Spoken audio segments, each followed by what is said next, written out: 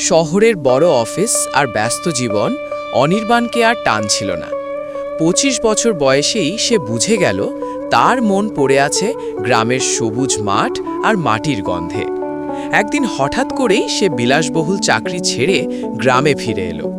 গ্রামে এসে দেখল কৃষকরা হাড় ভাঙা খাটুনি খেটেও ন্যায্য দাম পায় না, সব লাভ দালালদের পকেটে। অনির্বাণ ঠিক করল এই চক্র সে ভাঙবেই। ল্যাপটপ আর ইন্টারনেট দিয়ে সে শুরু করলো আনাজপাতি, গ্রামের চাল, ডাল আর পাটালি গুড় সরাসরি শহরের মানুষের কাছে পৌঁছানোর উদ্যোগ।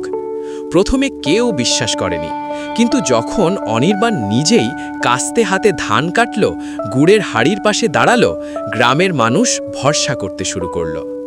আজ শহরের ঘরে ঘরে খাঁটি খাবারের স্বাদ পৌঁছচ্ছে, আর মাস শেষে ন্যায্য দাম হাতে পেয়ে কৃষকের চোখে জল।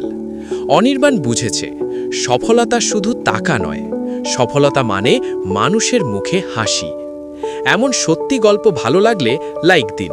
বাংলাদেশি উদ্যোক্তাদের গল্প পেতে সাবস্ক্রাইব করুন, কারণ পরের গল্পটা হয়তো আপনার মতো কারোরই।